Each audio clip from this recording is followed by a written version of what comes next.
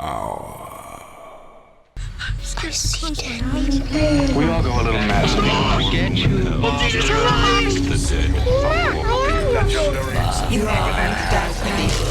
Here's Johnny. It's all for you.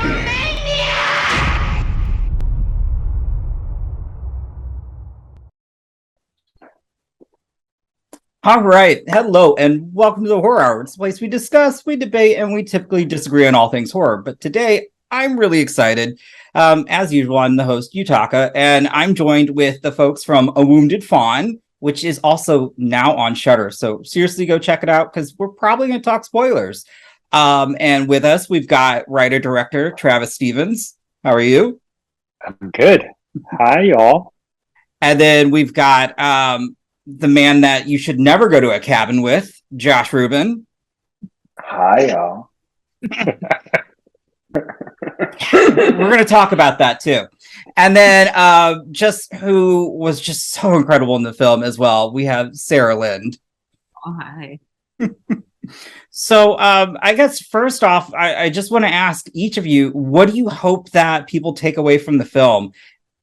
Because I see so many different interpretations and just reactions that I'm just curious, what do you all think? So I'll start with you, Travis. I guess first and foremost, I hope people get some pleasure out of the work that everybody has contributed to it. The acting, the costume design, the score, the cinematography, the craftspersonship of it. I hope people experience it and see that and go, wow, that was really great. And then just as an audience member, using the other part of your brain, I hope they get transported into something a little unpredictable. You know, a type of movie where they're not entirely sure where they are or where it's going or where it was. And maybe they're not even sure when they finish the movie or when they watch it a second time or even a third time. Or you know, a sixth. But I'm not judging myself in this Yeah. one. So, and Josh, how about yourself? I suppose the same. I hope that there's, I think the best we can all hope for is that there's a rewatchability. So I hope people can kind of say, wow, what a ride. I need to recover from the first pass. I need to go back and see all the, say, Easter eggs. Now I need to recover and go back in and admire maybe how they did, you know, the stovepipe monster, or soak in the fact that everybody played two characters for the most part, which is pretty fascinating. That they'll want to go back in for another swing. No, I actually loved that too. How about yourself, Sarah? I agree with everyone. I hope people enjoy it. I think it's really fun. And I hope that maybe it sparks some interesting conversations afterwards. Well, you know, one of the things that I really did enjoy, which Travis, I would have to say, I love that it was shot on film, and I would really actually just, I actually do want, since you mentioned the stove monster, that whole scene was a wild trip, and I want to know, like, where did that come from? Well, I mean, I don't want to demystify the work by getting too specific in sort of what is being referenced in that scene. Sure. But I think throughout the movie, we sort of I looked to different female surrealist painters and their work as jumping off points visually or thematically in this film, and tried to find images that we could recreate in such a way that would align with what Josh's character or Sarah's character was experiencing in the film. And the stovepipe monster, or as Sarah refers to it, the stove dick monster, or is it the dick pipe monster? Is definitely an example of that. I mean, I could. Okay, that's fair. I could understand it being called that. One of the other things too, it starts out, and I will say, Josh, obviously Bruce is incredibly charming, even though there seems to be something off. Even though I listened to another podcast, and you're like, who would go to the cabin with this? I'm like, I guess I would. It sounds like a great time. I would second guess after everything. But what did you think when you were, I guess, introduced to this character to play this role? I let this slip the other day subconsciously. Someone said, what's your dream role? Is there anything you haven't played yet? And I said, I think I just played it technically, because I got to play the villain, which is so fun, and I also got to play Terrified, which is also so fun. Run through the woods and play the final guy, kind of, and then also for it to be like a phantasmagoric feminist tale to a degree. We got to flay one of these like narcissistic human beings that many of us know, and how fun it is to rake them over the coals.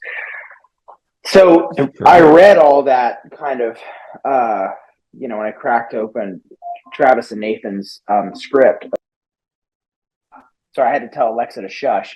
And I just knew I had to be a part of it. So there's such a spectrum. There's so many different things to enjoy, and on top of the fact that it was just a challenge for me to like play Patrick Bateman-esque, and run from the Furies Cenobites.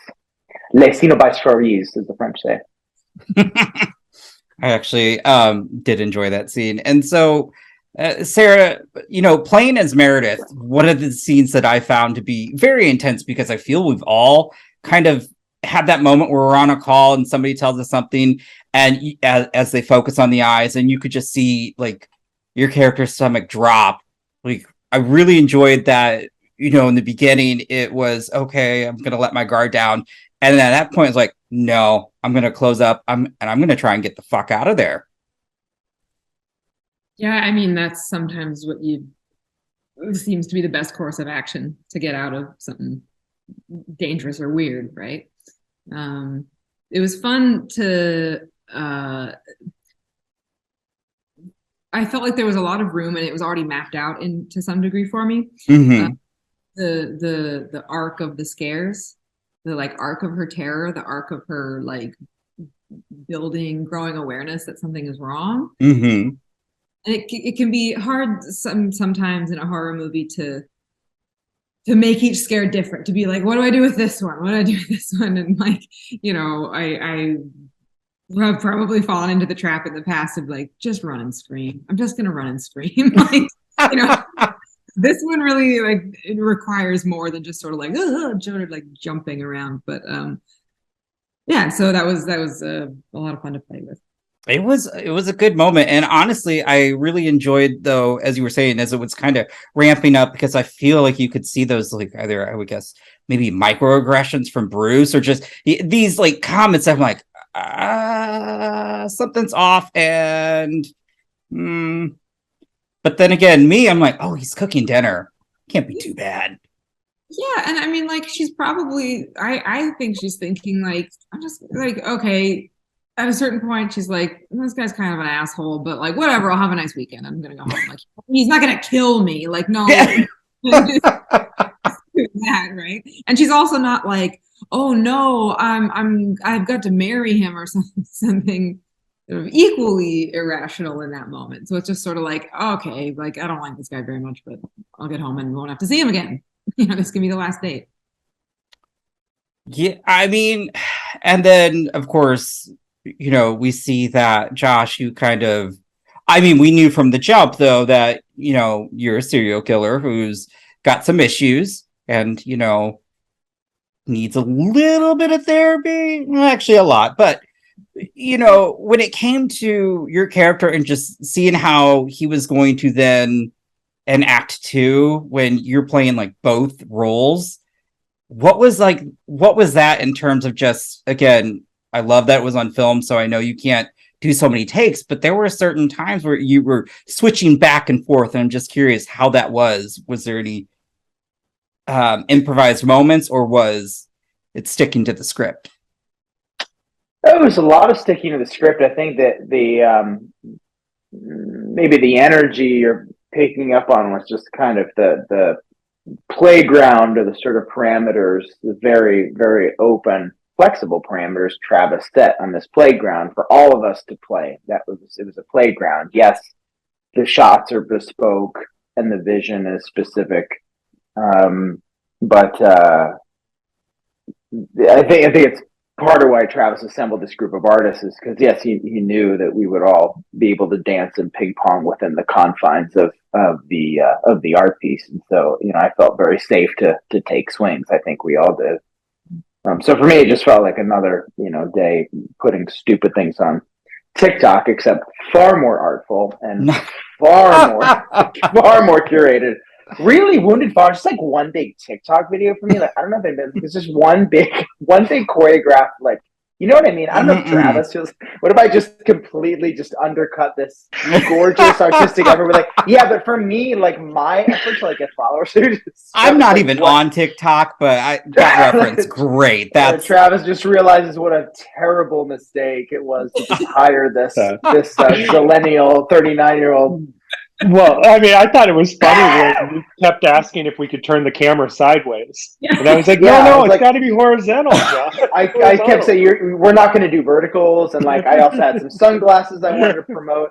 And I would always start every shot with this. Like, I'd always just do just one Megan, you know what I mean? One Megan dance. But, oh, well. Next one.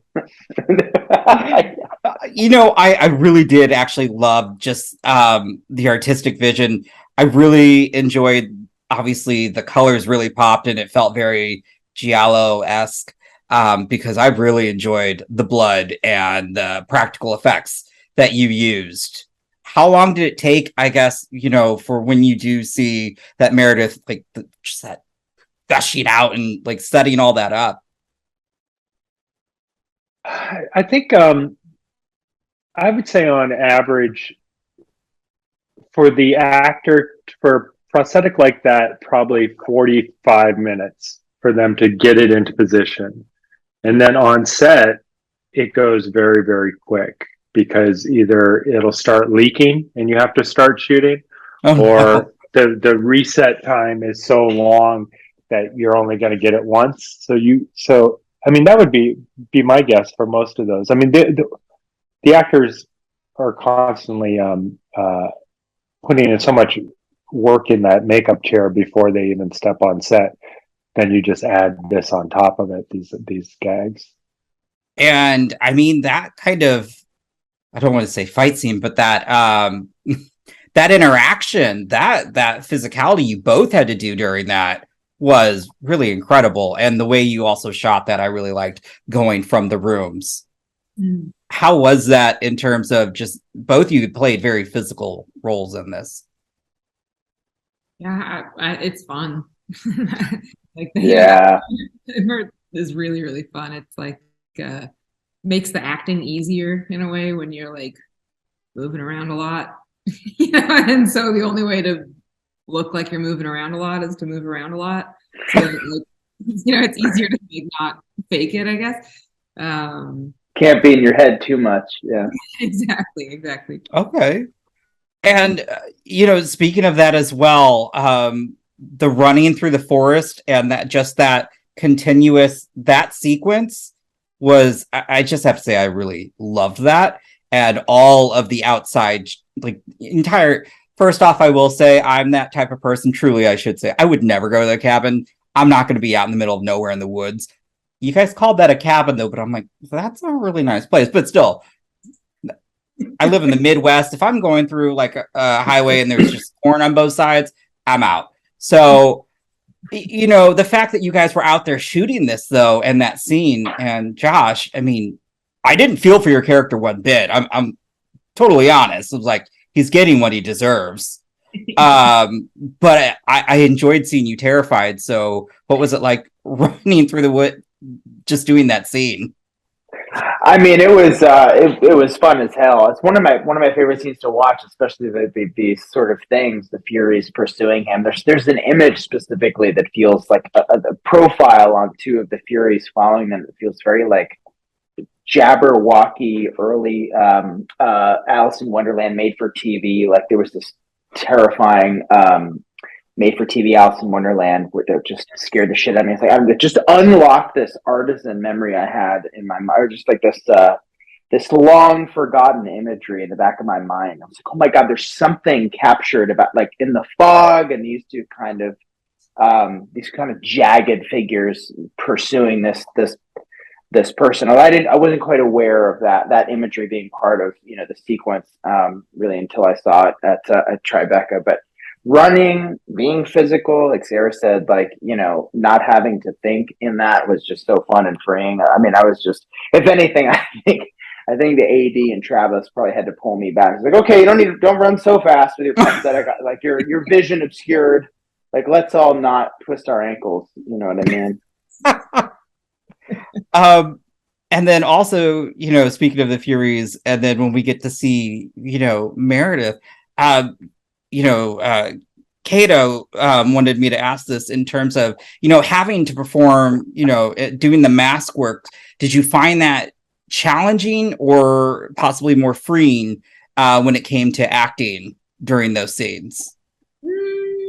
I think the challenge of it was really exciting. It's like it was a creative challenge, which was, I mean, sort of on one level, on like the most crass level, like how do I do something more than just sort of be standing here in a mask, like what can I do with it? And then it becomes this like masks are so funny because they look the same. Mm-hmm. Like an animate object. You put it on someone's face and it starts moving around and it looks alive.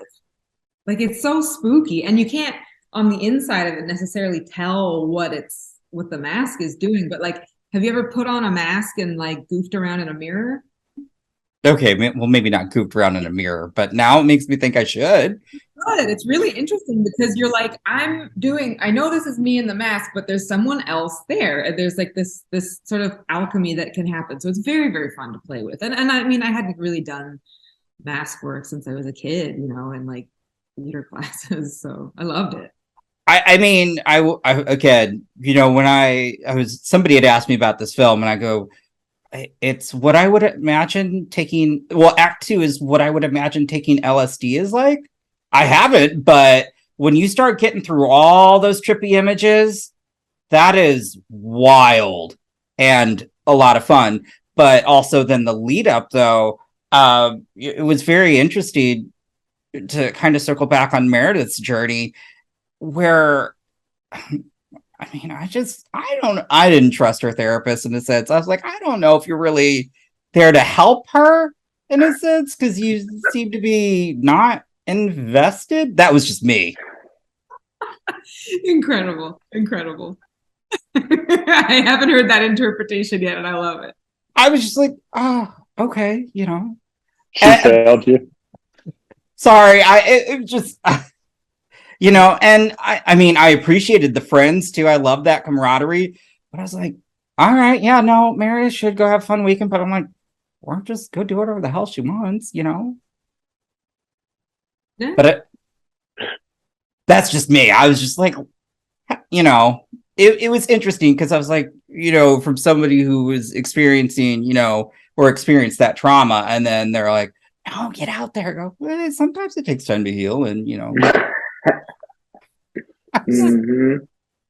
I mean, it had been a minute. Go, Travis. Go ahead. No, yeah. I mean, I would say, and not certainly not trying to refute any other interpretations. But in the spirit of just an interesting discussion, I think it was important to us and to Sarah, to myself. This is a character, Meredith, who has suffered in a story prior to A Wounded Fawn. When A Wounded Fawn starts, she is ready for the next phase of her life. She's already learned the lessons she needs to learn from a movie we haven't seen. So both in her conversation with the therapist and with her friends.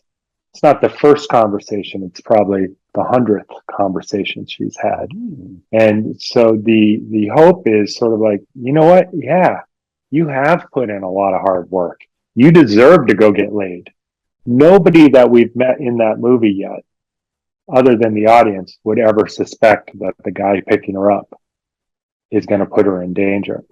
So I think that was the sort of the perspective of the characters in the story in that moment. See, I didn't look at it like that. And that's, again, I wasn't seen from that viewpoint, so I really like that and that explanation. Cool. Well, it worked. I don't know. No, again, like I was telling Sarah before, every time I see the film, I feel like I walk away with a different interpretation. I mean, the same is that, Bruce is a terrible person and doesn't deserve forgiveness. And so I really enjoyed when Meredith was like, no, Bruce, you're fucked. That, I was like, yeah, really enjoyed that. That was very cathartic. And then, of course, the credit sequence was even more cathartic. And, but leading to that credit sequence, when Meredith takes off the mask, I would like to know, because I thought that was stunning, the stonework and just how much that took and who did that. Cause I thought that was, also again, the costumes and the makeup, it was really gorgeous. Sarah? The artist who did the face was Andrew D'Angelo. I'm looking up. I want to say Delgado, but I think it's D'Angelo. And it's Andrew. I'm getting his Instagram handle. Oh. Up in my name or in my head. So that was the very last shot of the film, or that we shot during production, and we had to shoot it at dawn, because that was when it happened in the movie, which meant that I had to be in the makeup chair through 2 o'clock in the morning, I think. So, but we had wrapped the night before anyway, and it was fine. But so he had his kit set up in a conference room at the hotel, and I blurrily slugged myself in there at 2 a.m., got in the chair, and he just started gluing shit to my face. It was great. Took a few hours. And then we took a couple shots. It was such a quick, once we got to it, it went by really quickly, but he put a lot of work into it. He also made the mask. He also made Tisiphane's mask. Oh, damn. Yeah. Very talented. Yeah. And it is Andrew D'Angelo, and he's amazing. He's a friend and frequent collaborator with the costume designer Eric Berggren. So Eric was like, "Hey, I have a friend who I think would really crush this," and Andrew does a lot of print and theater work, and we were just like, "Yeah, that's the perfect vibe." They're two ex-club kids. They just have this incredible style that they've been cultivating their entire adult lives. They're the coolest people. I mean, it was. Oh, go ahead. Well, I just want to say one thing that it didn't even occur to me is, as he's applying these gemstones to Sarah's face, he's like, "We have to be really careful because this is glass powder." It was crushed amethyst. He wanted to use genuine amethyst, so there were Swarovski crystals, crushed amethyst. There was a weird contact lens that you couldn't quite tell. I don't know if you can quite tell, but it's a double iris. Mm-hmm. Wow. As I blink, it slowly moves around. So sometimes it's this lunar thing. And I thought it was just black, but I'm gonna have to go back and kind of look at that again. But it was just gorgeous. But, and again, all the costumes were fantastic. And so, because I'm just curious, because I love this scene, because it made me also think of also kind of Hellraiser when they cut, I guess, the fawn, or when it's like the laser the head off, and you see that. I just want to know what that was. I loved it, but I was just like, oh. I think deep inside us, each of us as individuals has some bizarre monster. And if you cut the head off our id, what that monster will look like is probably as unique and as varied as we are as individuals. Travis. Damn. Guys, I got a little high before this, so no, I didn't. But no, that's what I damn, that's deep. But also, I don't want to know what my monster looks like. Jesus. But that scene was very just. It was really great. And then, of course, well, I'm going to tell you, I always jump all over the place because short memory in a sense. Also, when you pulled out that whole sequence as well, what was going through your mind, Josh, as you were pulling this little bird chick out of your head? My mind, it's very technical. You have to hold yourself in a certain way, like a magic trick, probably, so that the camera is seeing it in a certain way. It was all pretty much in camera. So I just, just try and put myself in the what would it really feel like if I pulled a bird out of my head? That was just kind of my my motivation. It's like, well, Mike Nichols always would say, yeah, but what is it really like? Like, I think there's so much you're doing technically that you're kind of articulating for the camera, expressing for the camera, a bit of making it interesting without getting caught trying to be interesting. So you're playing pain, and you're playing the magic trick of positioning yourself for the camera, so the light's hitting you a certain way, and it's working for Kasusha, our cinematographer, and also just I don't know, trying not to make my my guffaw yell too ridiculous. Yeah, just a little bit of Linda Hamilton and T2 just getting eviscerated, at that gate. That was just a micro version of that. Was me just kind of going, Okay. You know what I mean? You get it. That's really everything in my all performances I've done really since I don't know, College Humor is just what level of Linda Hamilton's holding onto that fence, getting eviscerated by a blast can do. So it's just like, how would she scream if she was pulling a bird out of her head? You know what I mean? Travis knows. Yeah. And I think too in that scene. Well, in addition to our conversations about, if I might add to that, yeah. For both of the actors, on one end of the table, you have Sarah in a mask covered with live snakes, and at the other end of the table, you have Josh with this, mortal wound and pulling this out, and yet they're having a conversation, so the actors have to be present despite these external sort of requirements. But also in that conversation is basically a trial that's taking place where Josh's character is on trial, so he is basically defending himself.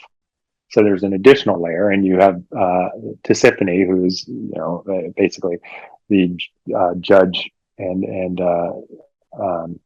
lawyer, basically prosecuting him. And so I think it's remarkable, Josh, that you were able to achieve all of those things when James Cameron only asked Linda Hamilton like one of those layers. Just hold on and scream. I forgot too. It's like not only is Sarah covered in snakes in a mask, I'm naked, screaming and covered in blood, pulling. It's just the things that we do in New Jersey. And boy, did we. I'm actually shocked that actually snakes don't really bother me, but I was still shocked to see all these snakes just Well, I guess I've never had snakes just put on me in a sense, so I don't know how that was as an actor to just. How do you prepare for that? Well, I mean, the short answer is I love snakes. Okay. Like, so it wasn't a problem. But then like when I got there, it's like, well, this is an animal. Like, how do I take care of it? How do I make sure I don't hurt it? And then, also like, how do I make sure it doesn't bite or strangle me? And so I was a little nervous at first. And then the animal handlers were like, well, here, start with one of the small snakes. Cause they came to set with like, I don't want to say like 50 snakes. Like there were so many more snakes sort of like in the wings, like waiting for understudy snakes. So it was like one at a time. They got more and more comfortable with them because the snakes were there for quite a while before we got to their scene. So then I got really comfortable with it, and it was great. They are incredibly strong. They're just like nothing but neck, and they like move. They just like move.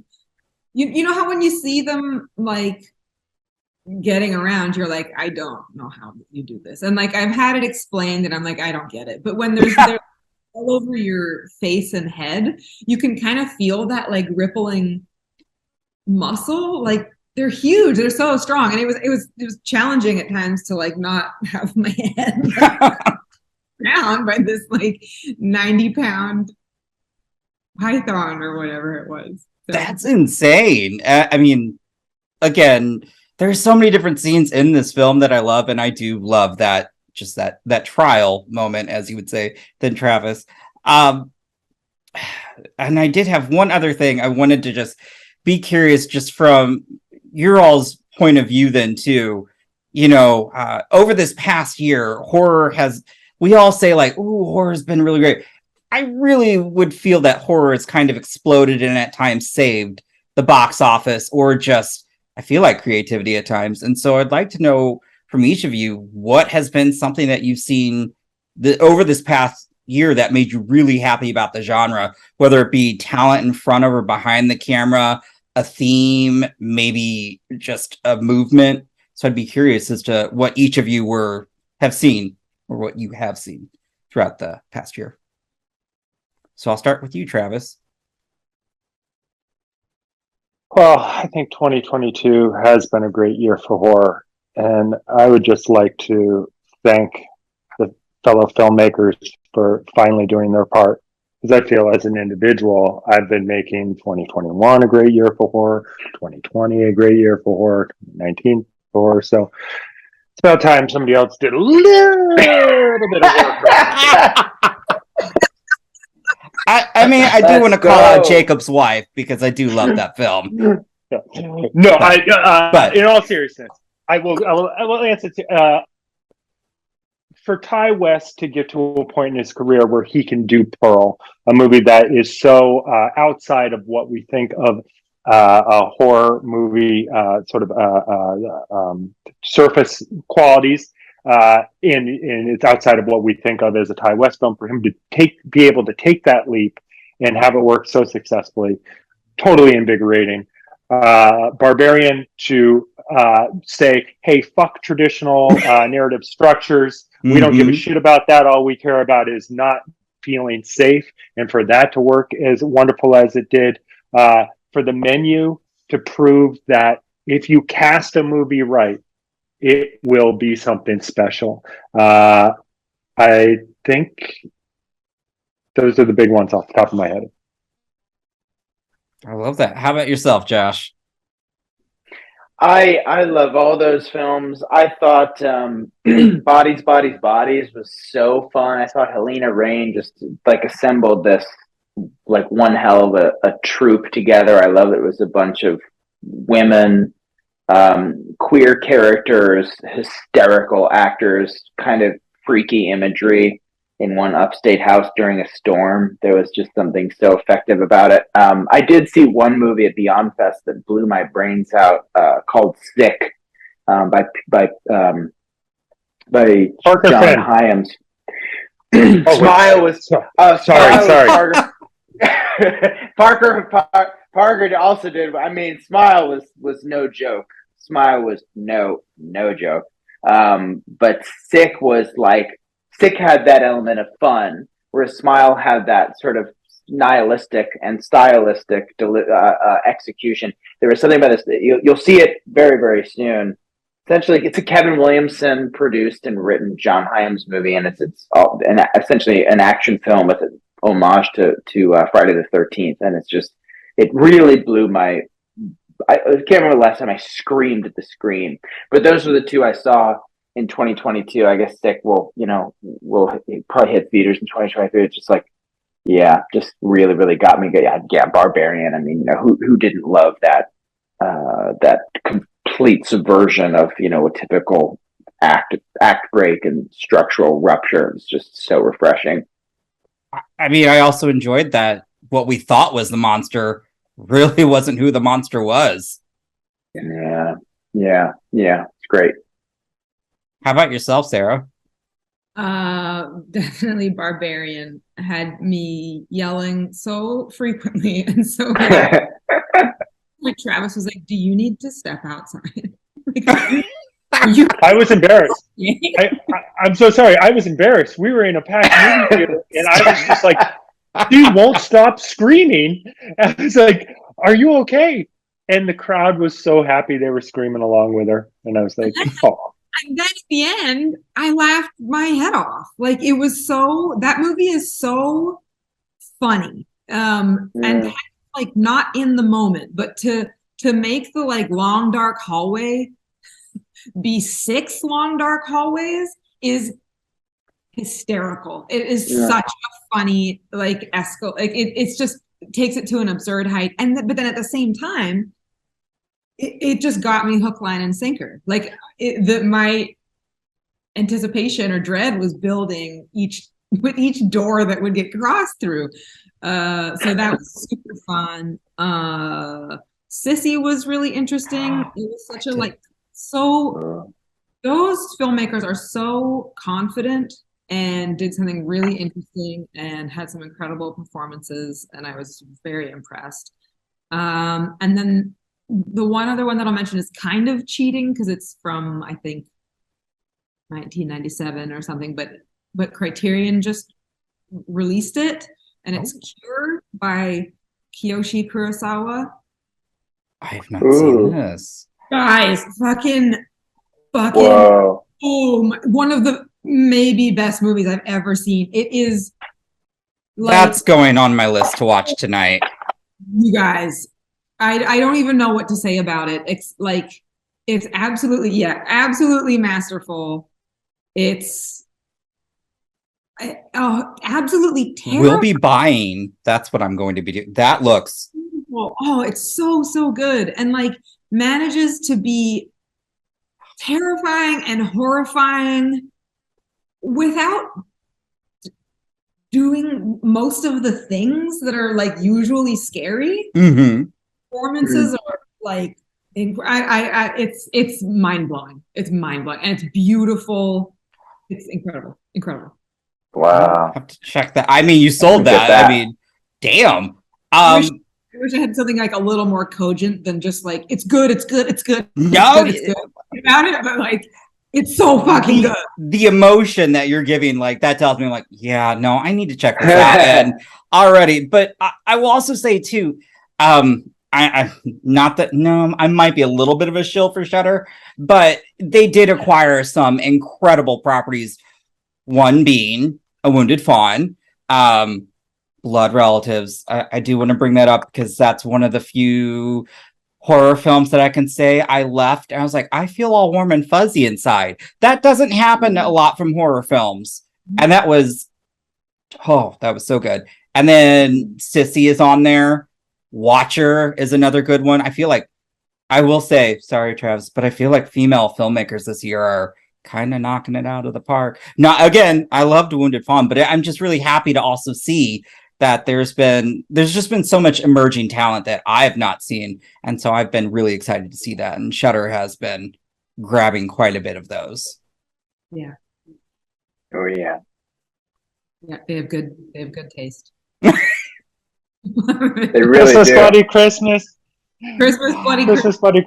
Yeah. Oh my god, that is wild. That is oh yeah, no, embargo's up on that. That is a fucking wild ride. I was just what is going on? I was like, oh my god. Like, Wait, Kids is the versus aliens. kids versus Kids aliens Oh yeah. I've not seen I that need to one see yet. these. so That's entertaining. another Shudder banger. A banger. It's so good. It's so sweet. It's so good. The kids are incredible. Like the kid acting is incredible. It's so fun. Is the leech on Shudder? That's Arrow, but Eric Kennickoff's The Leech is one of the funniest contained escalation of I can't believe that just happened scenarios ever. Wow. It is it could become a Christmas tradition if your tradition at Christmas was to get the family in the car, start it, don't leave the garage, do a bunch of drugs, and start passing nudes around. What? I don't know how you can sell a movie so great. I mean, that sounds what? Watch it. Watch it. I think a new tradition. Not that has anything to do with the plot, but it certainly evokes those feelings. That scenario. Wow. I mean, I thought I had well, Christmas tradition. I do love to watch. I mean, clearly I love watching horror, but I know like Violent Night came out and I'm excited to see that. But some people are like, oh, Home Alone references. I'm like, have you guys seen Better Watch Out? That's when they actually like, oh, we're gonna Home Alone a guy. I go, oh damn, cut. Yeah, that took me back to my childhood. But now I'm gonna have to watch. I'm gonna have to find The Leech. The Yeah. Leech. Watch it. Share it with your friends. Call your family. Let them know there's a new tradition coming up this year, and you'll bring the drugs and gun. I don't know. Ooh, I don't know Dad, about that. start the car. Start Yeah. the car, Dad. Pass the nudes, Dad. Pass the nudes, Dad. That sounds like a bad idea, bad tradition. I mean, I'm still gonna watch this movie, but no, man, this is all right. What I'd love to know now, with my actual final question, is what do you guys have next that you can talk about?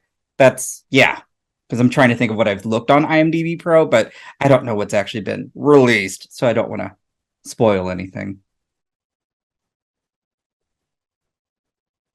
I have a small part in a movie coming out called Island Between Tides.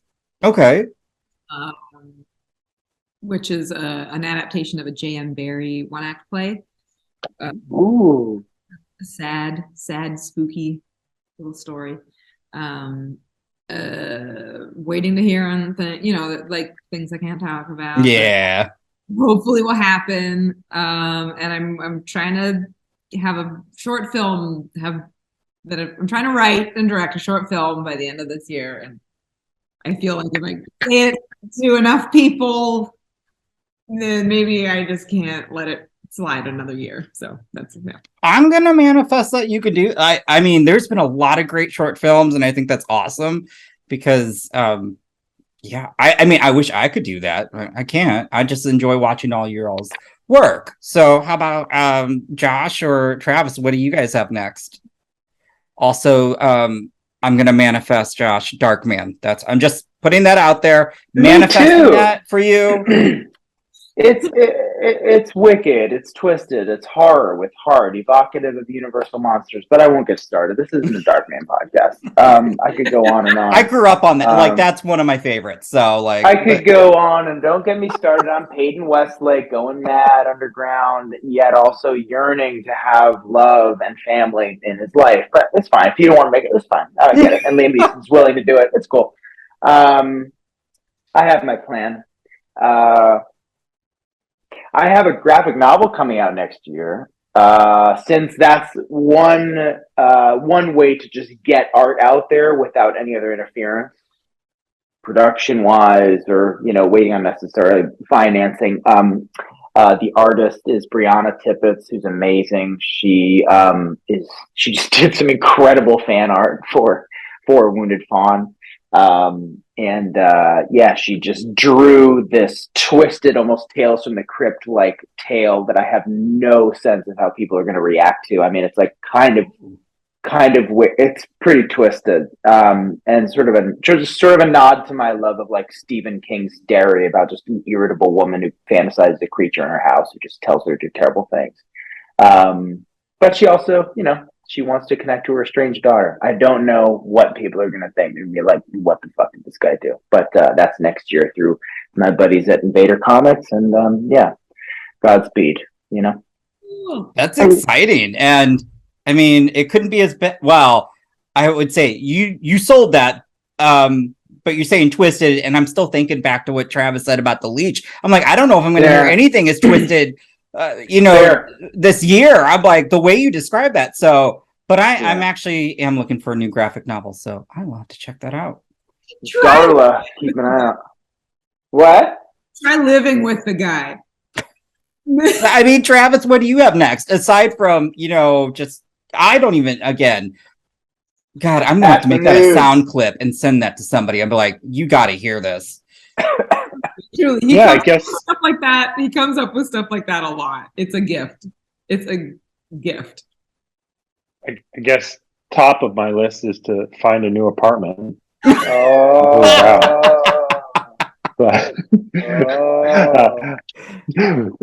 I have pretty simple goals for the upcoming year. I just want to hang out with my friends and make movies with my friends and make the very best movie I can, and learn more each time up to bat, and not say anything weird that makes anybody look at me the way you guys are looking at me. You're talking to the Linda Hamilton guy.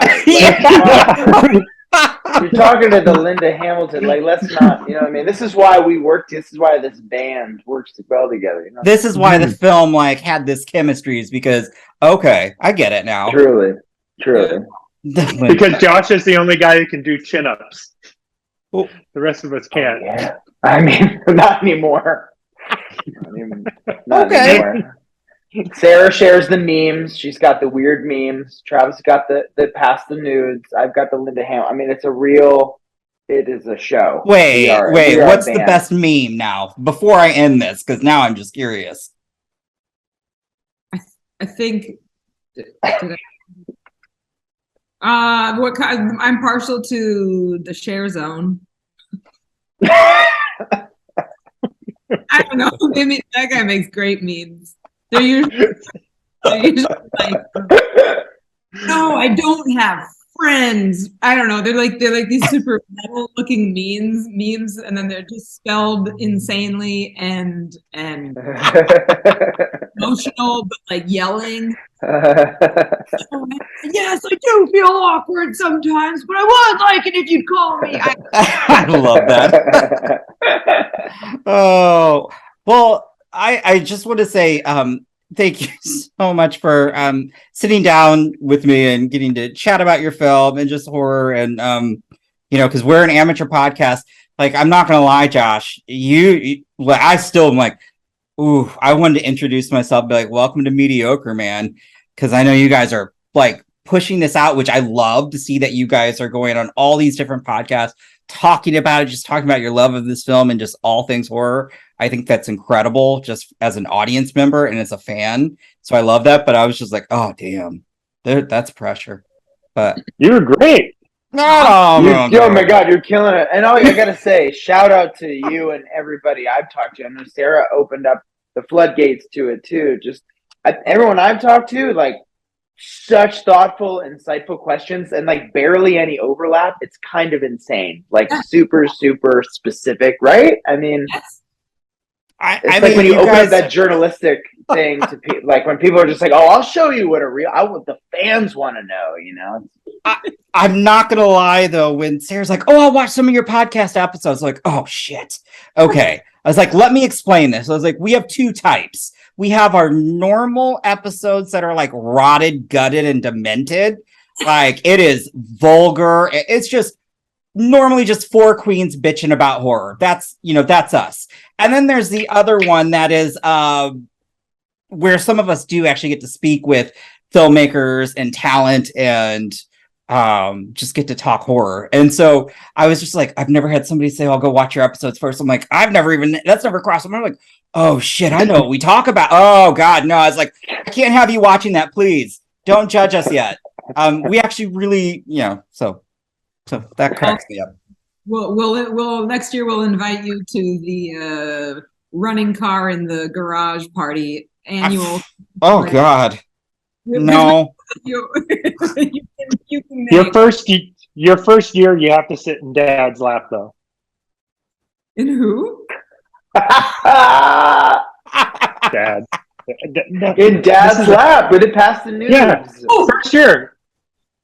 Just for the first year, Sarah. It's a tradition. It's just Dad and the Canadian. I'm just saying, now this does sound like our podcast because it sounds pretty unhinged. So I really do appreciate that. You guys are amazing. I just wish the best. I'm never going to get in my car ever again. You guys are blaming Travis on that. Yes. See, I saved climate change. No, I didn't save climate change. I ended climate change. Save climate change. Save climate change. Oh my God. Oh my God. I don't even know how I'm going to edit this. Who am I kidding? I don't edit. I just like people. No edit. No. One shot. Oh, no. Don't. But yeah, we're like Jay-Z. One take. Yeah, one take. I am not that talented. One shot. Yeah, that's what Jay-Z's famous for right now. Yeah. Oh my God. Rob Savage. Let's just publish this as a film, upload it on Vimeo, charge a couple bucks. This is a fucking movie. Submit it to TIFF. Put it in the shorts block. We've gone an hour. We have, so I do appreciate you taking the time. You guys are amazing. And I'm just going to say bye, and that's all. You have been listening to the Horror Hour. See you next time.